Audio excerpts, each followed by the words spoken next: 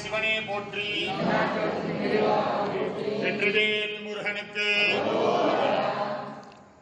எல்லாரையும் அவாவா குருநாதரை பிரார்த்தனை பண்ணீங்கோ, இஷ்ட தெய்வம் குலதெய்வத்தை பிரார்த்தனை பண்ணீங்கோ, மங்கள மகா கணபதியை பிரார்த்தனை பண்ணீங்கோ. சொல்லுங்க அப்படியே. வக்ரதுண்ட மகாகாய சூரியகோட்டி சமப்பிரபா நிர்விக்னம் குருமே தேவா சர்வ காரியேஷு சர்வதா. ஓம் நமோ தேவ தேவேச வல்லபாதி பதே பிரபோ மயா ஆரப்த இதம் கர்ம நிர்விக்னாய பிரசீதமே. சித்திவிக்னேஸ்வர வல்லப மங்கள மகாகணபதி சுவாமினே நமோ நமஹ. அவாவா குலதெய்வம் இஷ்ட தெய்வத்தை பிரார்த்தனை பண்ணீங்கோ, அறுபடை வீடு முருகனை பிரார்த்தனை பண்ணீங்கோ. இந்த நேரம் நம்முடைய சஷ்டி விரதம் முடிஞ்சு சூரசம்ஹார வைபவமானது நடக்க இருக்கிறது. இந்த சூரசம்ஹார வைபவம் எல்லா கோயிலையும் ரொம்ப சிறப்பான முறையில் நடக்கும். இந்த கோயிலையும் அதே மாதிரி சிறப்பான முறையில உங்களுடைய இன்னும் நல்லபடியா நடக்க போறது. அந்த நடக்கிறதுக்கு எந்த ஒரு இடையூறும் இருக்கக்கூடாதுன்னு சொல்லிட்டு முழு முதற் கடவுளான மகா கணபதியை எல்லாரும் பிரார்த்தனை பண்ணிட்டோம். இப்போ நம்ம கோயில்ல எந்த ஒரு பூஜை எந்த ஒரு வைபவம் நடந்தாலும் அந்த வைபவத்தை பத்தி நம்ம தெரிஞ்சுக்கிறது வழக்கம். பிரதோஷமா இருந்தாலும், திருக்கல்யாண உற்சவமா இருந்தாலும், சிவராத்திரியா இருந்தாலும், நவராத்திரியா இருந்தாலும், எந்த ஒரு வைபவம் நடந்தாலும் அந்த வைபவத்தை பத்தி நம்ம விஷயத்தை தெரிஞ்சுக்கணும். ஏன் அப்படின்னா நம்ம விஷயம் தெரியாம ஒரு வைபவத்தை பார்க்கறத விட விஷயம் தெரிஞ்சுட்டு எதுக்காக பண்றாங்க அப்படின்னு தெரிஞ்சுட்டு பார்க்கறதுல பலவிதமான பலன்கள் அடங்கி இருக்கு. அதனால நம்ம இந்த சூரசம்ஹார வைபவமானது எப்படி நடக்கிறது அப்படின்னு எல்லாருக்குமே ஓரளவுக்கு தெரியும். இருந்தாலும் இந்த வைபவத்தை எப்படி நம்ம அடிக்கடி இந்த சிவபுராணம் அப்புறம் ராமாயணம் மகாபாரதம் திரும்ப திரும்ப திரும்ப திரும்ப கேட்டுட்டே இருக்கும், அடிக்கடி படிச்சுட்டே இருக்கும், ஏதாவது ஒரு டிவியில பார்த்துட்டே இருப்போம். ஏன் அப்படின்னா ஒரு தாட்டி பார்க்கும்போது அதுல இருந்து பல விஷயங்கள் நம்மளுக்கு புது புது விஷயங்கள் நம்மளுக்கு தெரியாது. அதே மாதிரி இந்த திருக்கல்யாண உற்சவம் அதுக்கப்புறம் இந்த சூரசம்ஹாரம் இது மாதிரி விஷயங்கள் எல்லாம் வைபவங்கள் எல்லாம் கலந்துக்கும் போது புது புது விஷயங்களை நம்ம தெரிஞ்சுப்போம். இந்த சூரசம்ஹாரம் அப்படிங்கிறது எப்படி உதயமானது, அதாவது எப்படி நடந்தது அப்படிங்கிற ஒரு விஷயம் என்ன அப்படின்னா, பிரம்மாவோட புதல்வனா காஷ்யபர் அப்படின்னு ஒருத்தர் இருக்கார். பிரம்மாவுக்கு புதல்வனா காஷ்யப மகாமுனி அப்படின்னு ஒருத்தர் இருக்கார். அந்த மகாமுனிக்கு முனிவருக்கு பிறந்த 3 புதல்வர்கள் தான் யாரு அப்படின்னா கஜமுகாசுரன், சிங்கமுகன், அப்புறம் சூரபத்மன் அப்படின்னு சொல்லிட்டு 3 விதமான அசுரர்கள் பிறக்கிறார். இந்த அசுரர்கள் பிறந்த நேரத்துல என்ன ஆகுது அப்படின்னாக்க, அந்த நேரம் தேவர்களுக்கு ரொம்ப பலவீனமான நேரம். தேவர்களுக்கு பலம் வாய்ந்த நேரம் இல்லாம பலவீனமான நேரமாக அது இருக்கிறது. அதை சரியாக பயன்படுத்திக்கணும் அப்படின்னு சொல்றதுனால இந்த அசுரர்களுக்கு எல்லாம் குருவா இருக்கக்கூடியவர் யார் அப்படின்னாக்க சுக்கராச்சாரியார் அப்படின்னு. இந்த நவகிரகத்தை பார்த்து அப்படின்னாக்க வெள்ளை கலர் துணி கட்டிட்டு கிழக்கு நோக்கி இருப்பார், அவர் தான் சுக்கராச்சாரியார் அப்படின்னு. அந்த சுக்கராச்சாரியார் யார் அப்படின்னா அசுரர்களுக்கு குல குருவா இருக்கக்கூடியவர் சுக்கராச்சாரியார். அந்த சுக்கராச்சாரியார் அந்த நேரத்தை நம்ம பயன்படுத்திக்கணும் அப்படிங்கிறதுக்காக அந்த அசுரர்களுக்கு ரொம்ப பலம் வாய்ந்த அசுரனாக திகழ்ந்தவர் யார் அப்படின்னாக்க சூரபத்மன். அந்த சூரபத்மனை அழைச்சு நீங்க 3 பேரும் அண்ணன் தம்பி 3 பேரும் சேர்ந்து தவம் இருக்கணும், தவம் இருந்து சிவன் தேர்ந்து பலவிதமான வரங்களை பெறணும், முக்கியமா சாகா வரத்தை கண்டிப்பா பெறணும், அது வரைக்கும் நீங்க தவம் இருக்கணும் அப்படின்னு சொல்லிட்டு கட்டளையிடுறார். குலகுரு சொன்னோன்னா அதை தட்ட முடியாம என்ன பண்றாரு அப்படின்னா எல்லாரும் சிவனை நோக்கி ரொம்ப கடும் தவம் புரியலாம். அப்படி புரியும் போது என்ன ஆகுது அப்படின்னாக்க மற்ற அசுரர்களா இருக்கக்கூடிய இந்த கஜமுகாசுரனும் சிங்கமுகனும் ரொம்ப யுகங்கள் ஆகணும்னா அவரால் முடியலன்னு சொல்லிட்டு திரும்பி நகரத்தை நோக்கி வந்துடுறார்.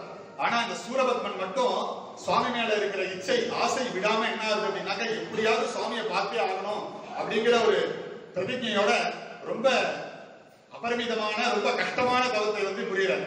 அப்படி புரிஞ்சதுக்கு அப்புறமும் சிவனானவர் பரமேஸ்வரான பிரத்யட்சமா வரல.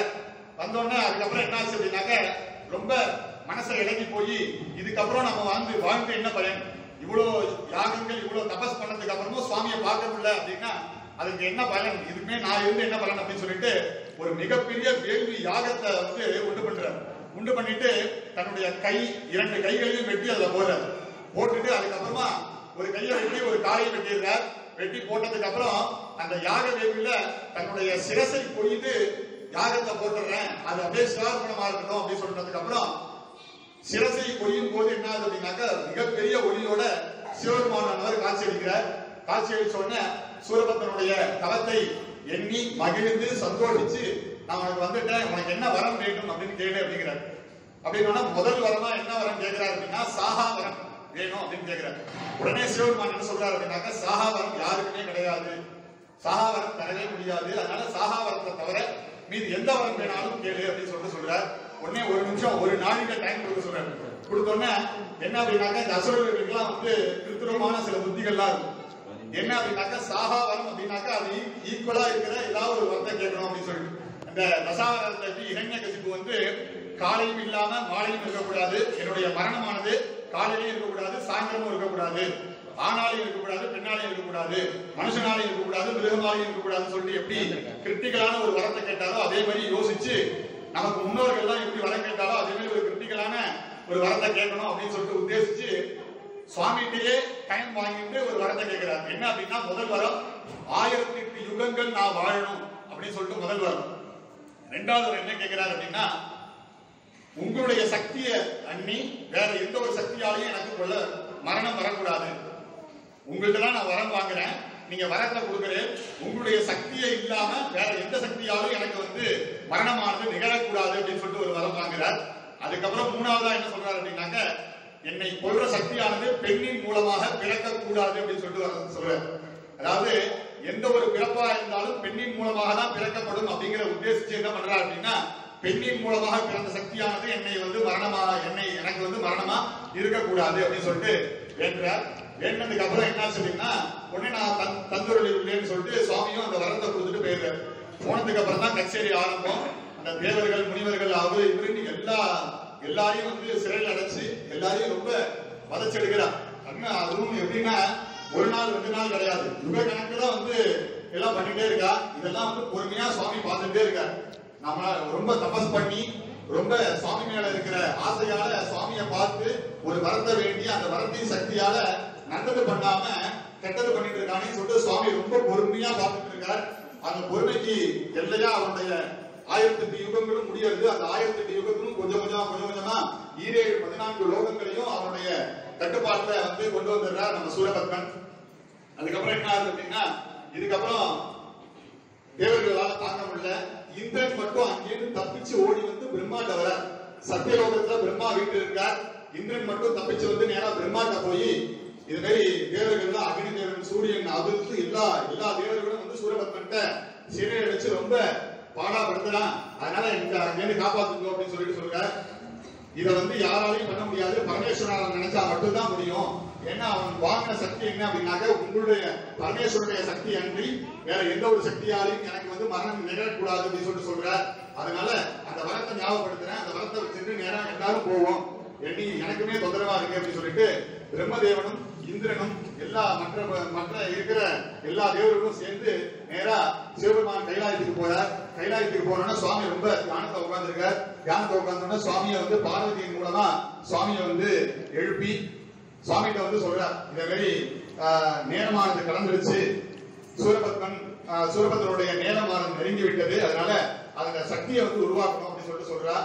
அப்பதான் சுவாமி என்ன சொல்றாரு அப்படின்னா சூரபத்மனுக்கு அவருடைய நேரமானது நெருங்கி விட்டது, அதனால நான் சக்தியை உருவாக்குறேன் அப்படின்னு சொல்லிட்டு சுவாமிக்கு 5 முகங்கள் சொல்லியிருக்கு. சத்யோஜாதம், வாமதேவம், அகோரம், தத்புருஷம், ஈசானம் அப்படின்னு சொல்லிட்டு 5 முகங்கள் சொல்லியிருக்கு. இந்த 5 முகத்திலேயும் 5 விதமான பொறி, அதாவது தீ பொறி. ஒரு முகத்திலேயுமே சுவாமிக்கு நெற்றிக்கண் இருக்கும்.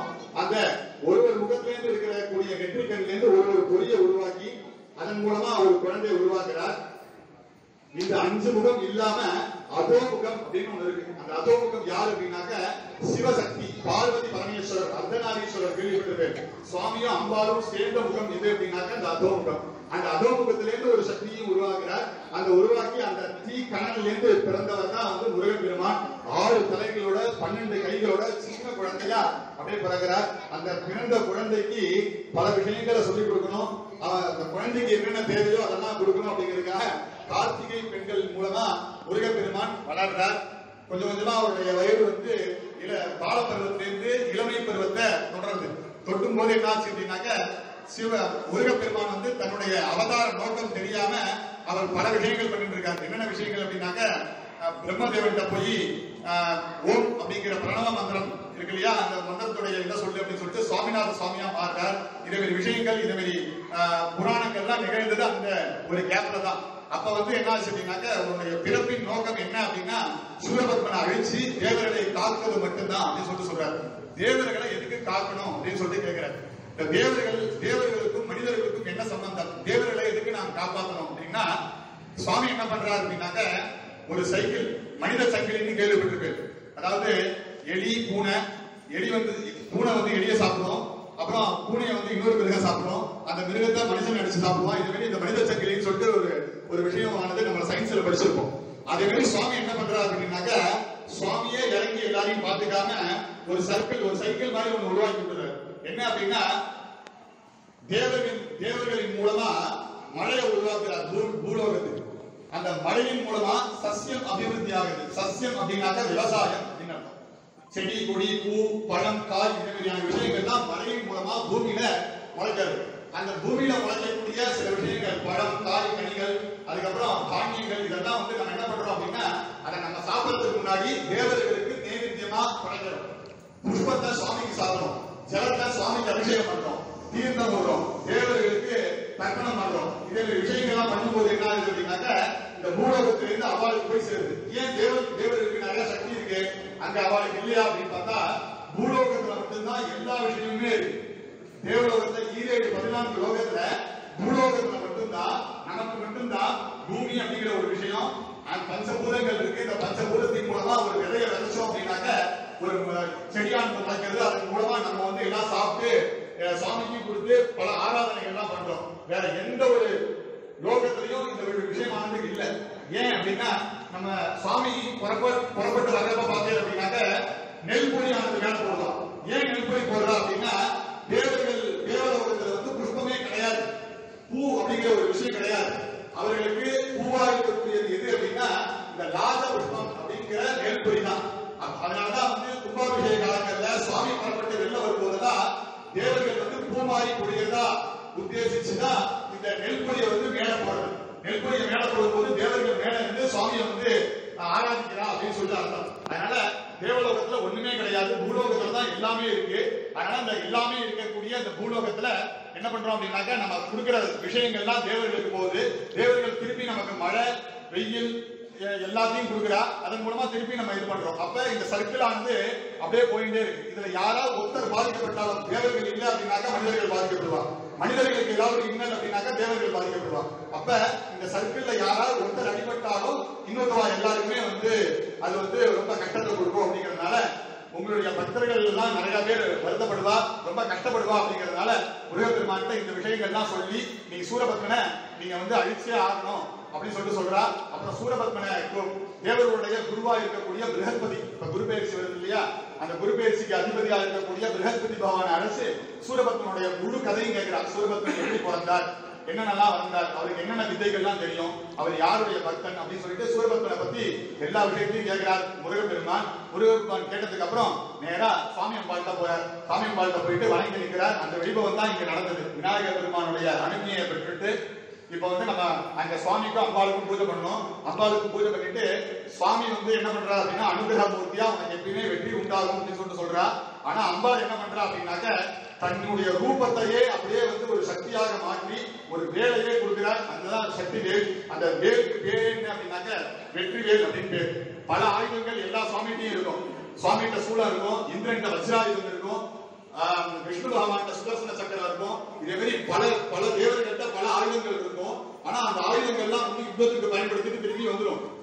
ஆனா முருகப்பெருமானுடைய வேலுக்கு மட்டும் என்ன விசேஷம் அப்படின்னாக்க, மற்ற தேவர்களுடைய இருக்கிற ஆயுதங்கள்லாம் வந்து ஆயுதமா தான் நம்ம பார்ப்போம். ஆனா முருகப்பெருமான்கிட்ட இருக்கிற வேலை மட்டும் தனி தேவரா பார்ப்போம்.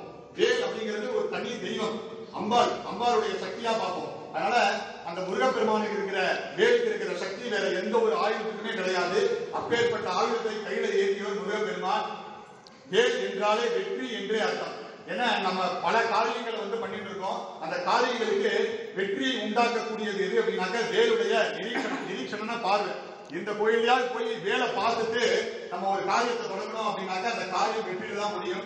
அப்பேற்பட்ட சக்தி வாய்ந்தது அந்த வெற்றிவேல். அந்த வெற்றிவேல வஜ்ரவேலையும் வெற்றிவேலையும் பலவிதமான ஆயுதங்களையும் அம்பாள் ரூபமாவே சுவாமி வந்து முருகப்பெருமான் அவர் வாங்கிக்கிறார். வாங்கிட்டு நேரா முதல்ல களத்துக்கு வரார். களத்துக்கு வரதுக்கு முன்னாடியே சுவாமி என்ன பண்றாரு அப்படின்னாக்க என்னுடைய பூத கணத்துல தலைமை பொறுப்பா இருக்கக்கூடிய வீரபாகு தேவரை வந்து அனுப்புறார். வீரபாகு தேவரையும் படைக்கு தலைவர் தலைமை இதுவா அனுப்புறார். அனுப்புறோம்னா வீரபாகு தேவரோட போர்க்களத்துக்கு வந்து இது பண்றார். அது வரைக்கும் தான் இந்த பூஜை இங்க ஆயிருக்கு. இதுக்கு மேற்பட்டு என்ன நடக்க போகுது அப்படிங்கிற சொல்றேன். எல்லாரும் அமைதியா இருந்து பாருங்க. என்ன அப்படின்னா ஃபர்ஸ்ட் வீரபாகு தேவர் வந்து சூரபத்மன்ட்ட போயிட்டு முதல்ல தூது போறார்.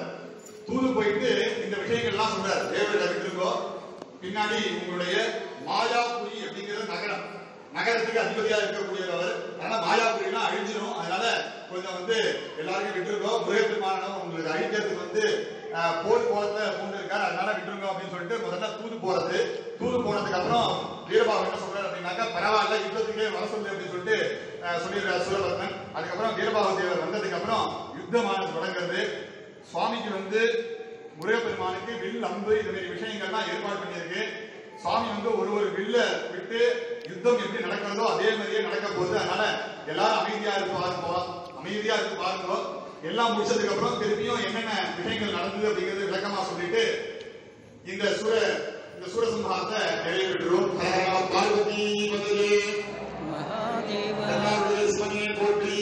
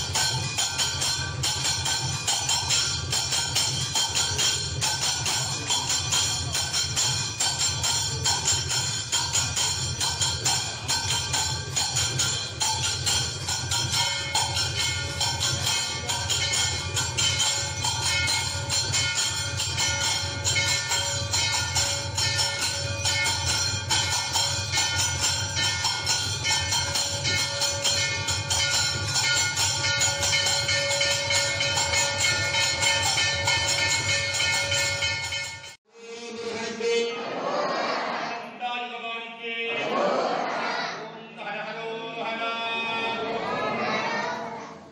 शिवाय नमः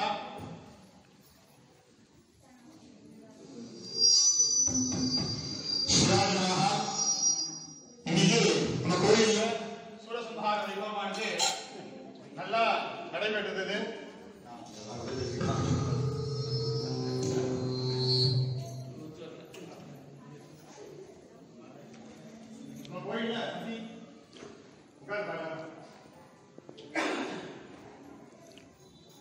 சூரசம்ஹார வைபவமானது நல்லபடியா நடந்தது. இப்போ இந்த சூரசம்ஹாரத்துல வந்து சத்ருவை அழிக்கக்கூடியவர் வடிவேலன், அதாவது முருகப்பெருமான். இந்த சத்ரு அப்படின்னாக்க என்ன விதமான சத்ரு அப்படின்னாக்க அந்த சத்ரு, பகை சத்ரு, தூர சத்ரு, துன்ப சத்ரு, அனுகூல சத்ரு அப்படின்னு சொல்லிட்டு பலவிதமான சத்ருக்கள் இருக்கா. இந்த சத்ரு அப்படிங்கிறத அப்படின்னா என்ன அப்படின்னா நமக்கு பிடிக்காதவாள் தான் நம்ம சத்ரு அப்படின்னு நினைச்சிட்டு இருக்கோம். நமக்கு யார் பிடிக்கலையோ அவன் சத்ரு. ஒரு 100 ரூபா கொடுப்பா அப்படின்னா இல்லப்பா அப்படின்னா உடனே அவ சத்ரு. நம்ம கேட்டு யார் இல்லைங்கிறாலோ அவ சத்ரு. நம்ம சொல்றதை யார் செய்யலையோ அவதான் சத்ரு. அவதான் சத்ருவா அப்படின்னு பார்த்தா அவெல்லாம் கிடையாது. சத்ரு அப்படிங்கிறது யார் அப்படின்னா நம்ம நல்லது செய்யறப்ப அதை தடுக்கக்கூடியவர் யார் அப்படின்னா யாரோ அவர் தான் சத்ரு. நல்ல காரியங்கள் செய்யும் போது அதை தடுத்து தீய வழிக்கு நம்ம யாரு கூட்டு போறாளோ வந்து அவதான் சத்ரு. அப்ப நல்ல வழிக்கு கூட்டு போறவா பேர் யாரு அப்படின்னாக்க அவர் பேர் குரு அப்படின்னு பேர். அதாவது ஒரு குளத்தோட கரை, அந்த கரையில வந்து ஒரே சேரா இருக்கு. அந்த சேத்தை தாண்டி ஒரு நதி ஒன்று ஓடுறது. அந்த நதியில வந்து ஒரு ரொம்ப குருநாதர், அதாவது ஒரு சன்னியாசி வந்து குளிக்கிறதுக்காக போறார். குளிக்கிறதுக்காக போகும்போது அந்த சேத்தை தாண்டி போகும்போது சிஷ்யர்கள்லாம் வந்து கரையில நிற்கிறார். அந்த சிஷ்யர்கள்லாம் கரையில நின்றுட்டு சன்னியாசி வந்து குளிக்கிறதுக்காக உள்ள போறார். உள்ள போகும்போது அந்த சேத்துல வந்து கருந்தேல், ரொம்ப விஷமுடைய கருந்தேலானது அந்த சேத்துல மாட்டிட்டு இருக்கு. அப்ப மாட்டிட்டு இருக்கும் போது என்ன ஆச்சு அப்படின்னாக்க அந்த தேலை எடுக்கிறதுக்காக போறார். போனோடனே அந்த குருவுடைய சிஷ்யர்கள்லாம் வந்து உடனே ரொம்ப பதட்டமாகி ஏன் அதை எடுக்க போறேன் அப்படின்னு சொல்லிட்டு எல்லாரும் தடுக்கிறார். தடுத்தோடனே அவர் உடனே ஒரு சின்ன புன்னகை மட்டும் பண்ணிட்டு என்ன பண்றாரு அப்படின்னாக்கா திருப்பி அந்த தேல் எடுக்கிறார். எடுக்கும் போது அந்த தேல் என்ன ஆகுது அப்படின்னாக்கா கொட்டிட்டே இருக்கு. அந்த கொட்டதையும் பொறுத்துட்டு அந்த குருநாதர் என்ன பண்றாரு அப்படின்னாக்க அந்த தேலை கொண்டு போய் ஒரு பாதுகாப்பான இடத்துல வந்து ஒரு சின்ன புதருக்குள்ள வந்து விடுறாரு. விட்டதுக்கு அப்புறம் அந்த தேல் கடிச்சதுக்கான மருந்தை போட்டுட்டு இந்த சிஷ்யர்கள் எல்லாம் கேட்கிறா, தேல் தான் கடிக்கும்னு தெரியறது இல்ல, அதுக்கப்புறம் ஏன் அந்த தேலை போய் எடுக்கிறேன் அப்படின்னு சொல்லிட்டு குருநாதர்கிட்ட கேட்கிறார். அப்பதான் குருநாதர் என்ன சொல்றாரு அப்படின்னாக்க தேலுடைய குணம் என்ன அப்படின்னாக்க கொட்டுறதுதான். யாராவது நம்மளை யாராவது தொட்டா தீண்டினா என்ன பண்ணும் அப்படின்னாக்க தேலுடைய குணம் என்ன அப்படின்னாக்க கொட்டுறதுதான் குணம். ஆனா நமக்கு அந்த குணம் கிடையாது. யாராவது ஆபத்துல இருந்தாக்க அதை காப்பாத்துறது தான் நம்மளுக்கு குணம். அதனால நாம நம்ம குணத்தை வந்து விடக்கூடாது, அது குணத்தை செய்யறது அப்படின்னு சொல்லிட்டு சொல்றாரு. அதனால எந்த சூழ்நிலையாக இருந்தாலும் நம்மளுடைய ஆன்மீக விஷயங்கள், நல்ல குணங்கள், நல்ல விஷயங்களை செய்யறதுக்கு எந்த ஒரு தடை வந்தாலும் அதை மீறி நம்ம செஞ்சோம் அப்படின்னாக்க கண்டிப்பா அது நம்ம வந்து வெற்றியில தான் கொண்டு விடும். அதுக்கு வந்து ரொம்ப உதாரணமாக இருக்கிறது யாரு அப்படின்னாக்க சூரபத்மன். சூரபத்மன் வந்து பல ஆயுதங்களை வந்து சுவாமி மேல பிரயோகிச்சார். எல்லாம் முடிச்சதுக்கு அப்புறம் நிராயுத பாணியா இருந்து கூட முருகப்பெருமானோட சண்டை போறதுக்கு இது பண்ணார். லாஸ்டா அவர் எப்ப வந்து தன்னிலை அடைந்து பண்றாரு அப்படின்னாக்க தன்னுடைய தலையில இருக்கிற அகங்கார விஷயங்கள் போகும்போதுதான் நம்ம யாருமே இல்லை, நம்ம தான் ஒண்ணுமே இல்லை, சுவாமி தான் எல்லாம் அப்படிங்கிற ஒரு விஷயம் ஆனது தெரிஞ்சதுக்கு அப்புறம் தான் அவர் வந்து முன்னாடி நமஸ்காரம் பண்ண மேலேயே வந்து விழுந்து சுவாமிகிட்ட வந்து சரணடைகிறார். சரணடைவது அப்படிங்கிறது ரொம்ப ரொம்ப முக்கியம். ஏன் அப்படின்னா பல யுத்தங்களை பார்த்திருப்பேன். நம்ம வந்து நவராத்திரி அப்ப அம்பாள் வந்து தாரகாசுரனை வந்து கொல்றது அப்படின்னு சொல்லிட்டு ஒரு எல்லா சுவாமியும் வந்து அசுரர்கள் எல்லாம் வந்து கொல்றா. ஆனா ஒவ்வொரு தாட்டியும் அம்பாள் வந்து மகிஷாசுரனை கொல்லும் போது என்னாச்சு அப்படின்னா லாஸ்ட்ல மகிஷாசுரன் வந்து தன்னுடைய தலை போனதுக்கு அப்புறம் தான் தன்னிலை அடைகிறார். அதே மாதிரி சிவபெருமான் வந்து கைலாயத்துல உட்கார்ந்து இருக்கார். கீழே வந்து ராவணன் வந்து என்ன பண்றாரு அப்படின்னா தன்னை வந்து கண்டுக்கவே இல்லை, நம்ம எவ்வளவு தபஸ் பண்ணாலும் சுவாமி கண்டுக்கவே இல்லை அப்படின்னு சொல்லிட்டு சுவாமி என்ன உட்கார்ந்து இருக்க அப்படின்னு சொல்லிட்டு கைலாயத்தையே போய் அசைக்கிறார். அசைச்சோடனே தன்னுடைய வலது கால் கட்டவரால ஓங்கி ஒரே ஒரு அமுக்கணும்னு அவர் அப்படியே ஃபுல்லா இது பண்ணிடுறாரு. அதுக்கப்புறம் தலை நெசுங்கினதுக்கு அப்புறம் தான் தலையில உள்ள அகங்காரமானது போய் தன்னிலை அடைந்து சுவாமியை பத்தி தெரியறது. அதனால அகங்காரத்தை அழிக்கக்கூடிய ஒரு வேலன் யாரு அப்படின்னாக்க முருகப்பெருமான். முருகப்பெருமானுக்கும் ஐயப்பனுக்கும் மட்டும்தான் ஒரு சிறப்பான பேர் உண்டு. என்ன அப்படின்னா கலியுக வரதன் அப்படின்னு பேர். யுகங்கள் இருக்கு, கிருதயுகம், திரேதா யுகம், துவாபர யுகம், கலியுகம் அப்படின்னு சொல்லிட்டு 4 யுகங்கள் இருக்கு. அந்த 4 யுகத்துல நம்ம நல்லது செய்யறதுக்கு விடாத ஒரு யுகம் எது? கலியுகம் தான். கலியுகத்துல வந்து நல்லது செய்யறதுக்கு யாருமே முன்வர மாட்டா. அப்படி நம்ம நல்லது செய்யறோம் அப்படின்னாக்கா பல தடைகள் வரும். ஏன் அப்படின்னா கலியுகத்தினுடைய கலிபுருஷனுடைய தாத்பரியமே அதான். கலிபுருஷனுக்கு வந்து என்ன ஆணை பிறப்பிச்சிருக்கு அப்படின்னாக்க, கலியுகத்துல பிறக்கிற மக்கள்லாம் வந்து நல்லது செஞ்சிடக்கூடாது. ஏன்னா நல்லது செஞ்சாக்கா அவளுக்கு புண்ணியம் கிடைச்சிடும். புண்ணியம் கிடைச்சாக்கா அவ வந்து நற்கதியும் பிறப்பே இருக்காது. அந்த பிறப்பு இல்லாமை அப்படிங்கிறது இல்ல அப்படின்னாக்கா திருப்பி யுகத்துல வந்து பிறக்க மாட்டா.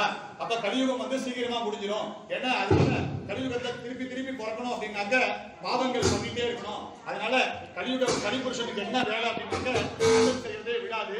அதனால அந்த நல்லது செய்யறதை விடாம இருக்கக்கூடிய இந்த கலிபுருஷனை தாண்டி நம்ம வந்து சுவாமி மேல பக்தியை வச்சு இதே மாதிரி நல்ல விஷயங்கள்லாம் சேர்ந்து கலந்து இதெல்லாம் பண்ணணும்.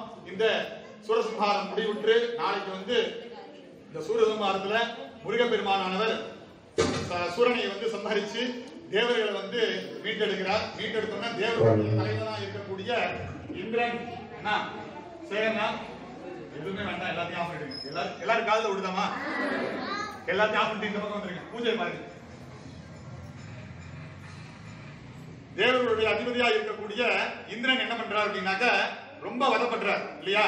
அதனால சந்தோஷமாகி என்ன பண்றாருன்னா தன்னுடைய பொண்ணையே அவருக்கு கொடுக்கிறார். முருகப்பெருமானுக்கு தன்னுடைய பொண்ணையே வந்து தேவசேனையை வந்து திருமணம் முடிக்கிறார். இன்னைக்கு சூரனை வதச்சிட்டு நாளைக்கு வந்து திருக்கல்யாண வைபவமானது நம்ம கோயில்ல ரொம்ப சிறப்பா நடக்க போறது.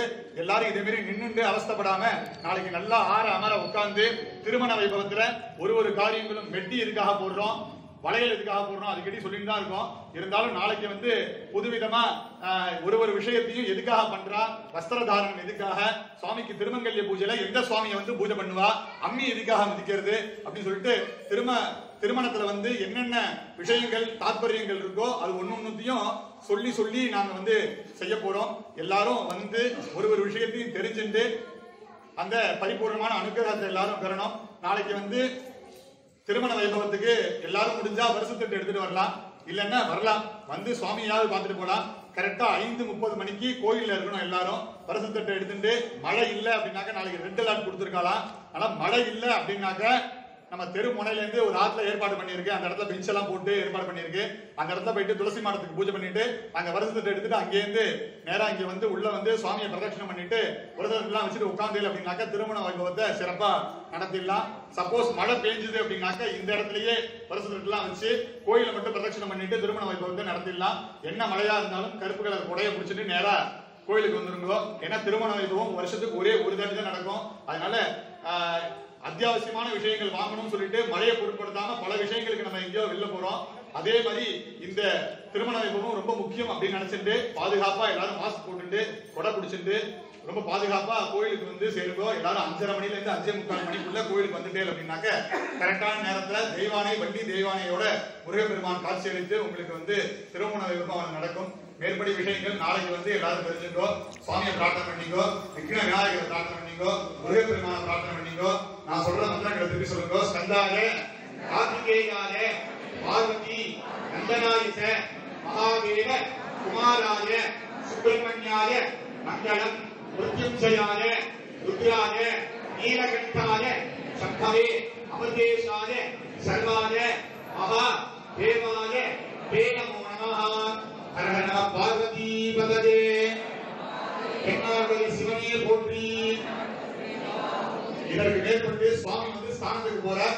சுவாமி அம்பாள்கிட்ட வந்து எப்படி வேல் வாங்கினாரோ நீங்க சொன்ன விஷயத்த நான் முடிச்சு கொடுத்துட்டேன்னு சொல்லிட்டு சுவாமிகிட்ட போய் அந்த வேலை வெற்றி வேலோட சுவாமி போய் அங்க போய் உட்கார்ந்துருக்கார். உட்கார்ந்தோம்னா அங்க ஒரு தீபாவளி நைவேத்தியம் பிரசாதம் வழங்குதல் இந்த விஷயங்கள்லாம் அங்கதான் மகாதீபாவளி ஆகும். ஐயப்பன் மேல விபூதி பிரசாதம் தான் அங்க கொடுப்பா, எல்லாரும் வாங்கிக்கலாம். அப்படியே உட்கார்ந்து சுவாமி கணக்கு சிறப்பா செய்தாங்க, தத்துரமா செய்து காட்டினாங்க. அதாவது சூரனை எப்படி வச்சாங்க அந்த காலத்துல அப்படின்றத சொன்ன விதமும் நல்லா இருந்தது. அவங்களுக்கு ஆலயத்தின் சார்பாக பாராட்டுகள். நாளை தினம் திருக்கல்யாணத்திற்கு எல்லாரும் வந்து அவசியம் இந்த கண்டு கழிக்கணும். கால கண்கோளா காட்சியாக தெய்வ திருமணத்திற்கு அவசியம் வந்து எல்லாம் வல்ல முருகப்பெருமானின் அருள் பெருமாறு அன்புடன் சீர்வரிசையோடு வந்தா நல்லது. அவங்க அவங்களுக்கு என்ன முடியுமோ அதை கொண்டு வாங்க.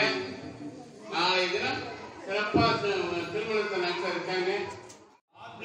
சந்தோஷதேகி மதுநக்த முதோஷி ருமத்பாத்தி வக்ரதஹ மதுப்ரவரஸ்து நக்திதா மதுமான் லோகனஸ்பதி மதுமாகமஸ்து சூர்யः ஆத்மீர்காவோ பவந்துனः மது மது மது அமிர்தே அமிர்தாரணி அமிர்தோத்பவே அமிர்தவர்ஷிணி அமிர்தஸ்வரூபிணி அமிர்தம் ஸ்ராவய ஸ்ராவய ஸ்வாஹா அமிர்தம் பவது. ஓம் யோவாம் புஷ்பம் வேத புஷ்பவான் பிரஜாவாஹன் வசுமான் பவதே சந்திரமாபாஹாம் புஷ்பம் புஷ்பவான் பிரஜாவாஹன் வசுமான் பவதே ஏவம் வேத யோபாவாகதனம் வேத ஆயதனவான் பவதே. விஜృంభిத குசும்பவர்ண சம்பிரதாடம்பர விவித விப்ரம விக்கிரஹ சவ்யாபசவ்யகரஹட்கஜதாகல ரிபபலகுல காலாதலஜ்வாலாயமான ஜோதிர்மய महाशक्तियुक्त शरकट्टकेटक परशुरासक कुलिस कुक्कुट कार्मुक विनाकान्तोच्च पदाक कुञ्जजट्टि अभजवरद युक्तस्य विनायक विघ्नेश्वर गणपति जनार्दन हर विश्वामरेश्वर मौलिमाला ललितांगिरि करकमल युगल कमललता युगलोचन कंपुग्रीव कार्तवीर्योपवीत विपुट दुःखहर विपुट गणराज वन्द्य विराजमान गजमुखा सरसिरस्तेजन गजानन्दन विघ्नेश्वरस्य पराशक्ति विरक्त परमेश्वरस्य पालनेत्राग्नि विनिर्गत मणिकांतिवदन षट् शरवणोद्धवस्य कृत्तिकादि षट्मणिका पोषित षट् षट्कुमार विभिन्न रूपस्य निजतनयावलोकनोत्सुक गौर्यालिंगित षण्मुखावतारा भिन्न रूपस्य विसृम्भेद ज्ञान श्रीकृत सिचिन्दित ब्रह्म शास्त्रे विख्यात वैभवस्य बोधित प्रणवार्तनान सुसृष्टिकृतया सदाशिव संदोह दत्त संतोषदत्त स्वामिनाथ नामधेयस्य सहस्रांडेश्वर सूर पद्म तारक सिंहमुख भानुगोप क्रौंसासुरा जनेकविद दैत्यगण उन्मूलस्य देव राज्य प्रदान इंद्र प्रार्थना स्वीकृत देवसेना समलंकृत वामभागस्य स्वेच्छा स्वीकृत वनवल्ली विडसत् दक्षभागस्य सुब्रह्मण्यस्य वैगोर्णकृपाकरात् सर्वकाल जयप्राप्तिप्रदः पूजा समन्वहान्तो न गृह्णन्तु लोकाः समस्ताः सुखिनो भवन्तु सर्वं श्री षण्मुखनाथेश्वर स्वामिनः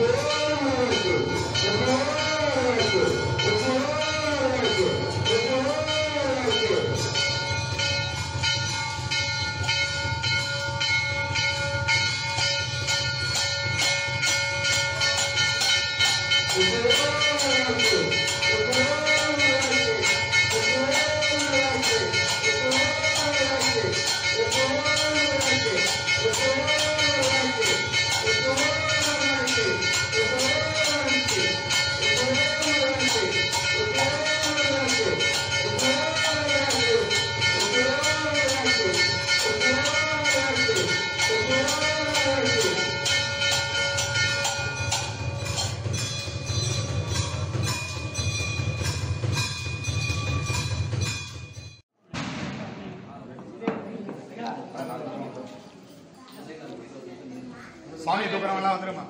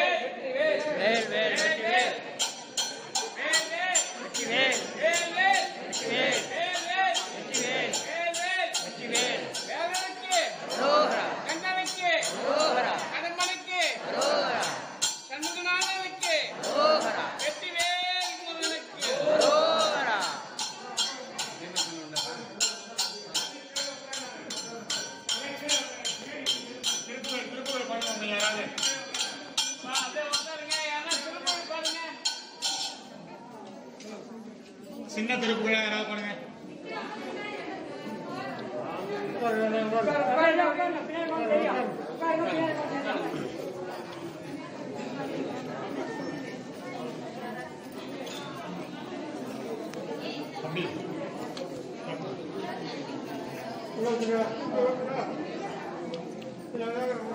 திருப்புகளை தான் பாடுங்க.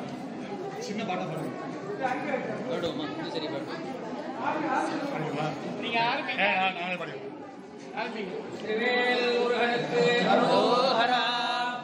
தொந்து சரிய மஜிரே விளிரந்த மசஜ முருகே பலதகித கொங்கை முருகே தனிவேல் பரமகளினகயானி. தொந்து சரிய மஜிரே விளிரந்த மசஜ முருகே பலயகித கொங்கை முருகே தனிவேல் பரமகளினகயானி. தொந்த கிழவனிவனா எனதிருமல் கிங்கிலனவனுதே துலரவிடு துஞ்ச முருடு படுவேசி விடுபடு சேவியாகி. வந்த பிணியும் அஜரே விடய ஒரு பண்டிதன மஜுடு வேதனையு விடமைந்தருடமிகடன எனதுயர்கது ஜர்மேவி. மங்கையடுது கிடவே யமபடகள் இங்கு சருவமலவே மஜிலை உடை மங்கு பொடுந்த கிடவே மஜிலினி சிகார வேணும். எந்தை வருக அருணாயக வருக மைந்த வருக மகனே இனி வருக எந்த வருக என தாருணிர் வருக அபிராமா. எந்தை வருக அருணாயக வருக மைந்த வருக மகனே இனி வருக எந்த வருக என தாருணிர் வருக அபிராமா. இங்கு வருக அரசே வருக மலை உங்க வருக மல சூடின வருக எந்தை பரிவினுடு கோசலை புகழ வருமாயன். சிந்தை மகிழும் அழகா புறவரிட வஞ்சி மருகும் அழகா. சிந்தை மகிழும் அழகா புறவரிட வஞ்சி மருகும் அழகா. சிந்தை மகிழும் அழகா புறவரிட வஞ்சி மருகும் அழகா. அமர சில சிந்தன சுரகிளை வேணொடு மடிய அடுதீரா. சிங்களரது சூடிய பரமர கந்த குமராலயே தரை முருக செந்தின ஹரிநிலைதே மருவி வளர் பெருமாளே. திங்களரவுனது சூடிய பரமர கந்த குமராலயே கரை முருக செந்தின ஹரிநிலைதே மருவி வளர் பெருமாளே. பெருமாளே மனுதேவர பெருமாளே. குருவாய் வருவாய் குலதாய் ஜலதாய் மறுவாய் மலராய் மணியாய் மொழியாய் கருவாய் ஈராய் விதியாய் விதியாய் உருவாய் வருவாய் அருள்வாய் குஹானே நம பார்வதே பததே. சிவனே போற்றி. வேல் முருகனுக்கு முருகனுக்கு